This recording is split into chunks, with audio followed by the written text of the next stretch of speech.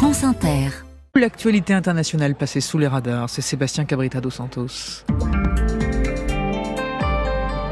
Connecting the world to the stories that matter is more relevant than ever. Et nous partons d'abord pour la Hongrie, Sébastien, où l'exposition World Press Photo en ce moment est interdite aux mineurs. Oui, ce qui étonne beaucoup la directrice de l'organisation, Jumana Elzenkuri, s'est dite surprise de cette décision du gouvernement hongrois.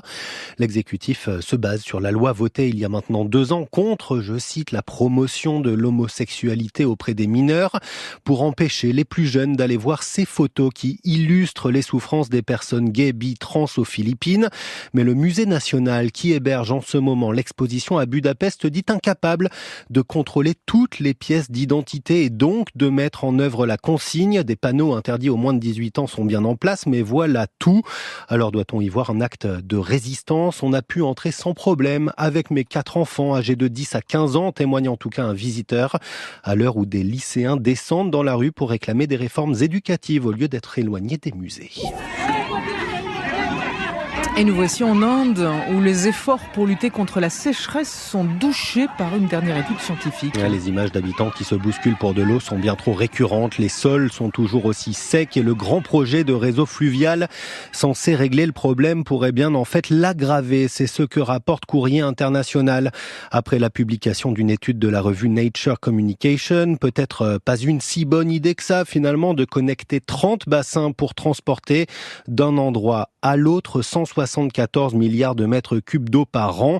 Le gros problème, selon les scientifiques, c'est carrément le cycle de mousson qui se dérègle. L'Inde, qui raccorde déjà ses rivières depuis 40 ans et qui présente ça comme une solution miracle, aurait perdu 12% des précipitations moyennes au mois de septembre dans les régions les plus arides. Et puis, c'est en Suède que vous nous emmenez, Sébastien. Avec un petit détour d'abord par les États-Unis.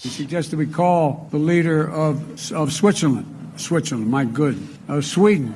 Aïe, qu'est-ce que n'a pas dit le président américain à la tribune de l'OTAN. Joe Biden se reprend vite mais confond, vous l'entendez l'espace d'un instant, la Suède avec la Suisse. C'était l'année dernière, mais à Stockholm, on n'a toujours pas digéré et la contre-attaque est aussi marrante que cinglante. Leaders and citizens of Switzerland, this is a message from Sweden. C'est très clair, l'actrice sur la vidéo en a marre, parfaitement coiffée derrière son pupitre et devant des drapeaux bleus et jaunes.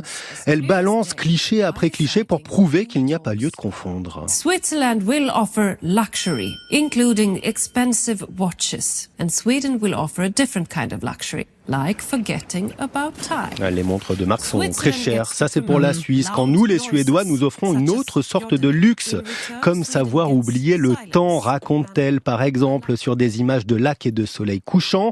Et elle martèle le LSD, la drogue. C'est vous qui l'avez inventé pour planer. Nous, on a les aurores boréales. Et ça nous suffit pareil pour le yodeling. Quand nous sommes, dit-elle, très fort, au contraire, en Suède, pour éviter, mais alors éviter à tout prix de chanter la tyrolière.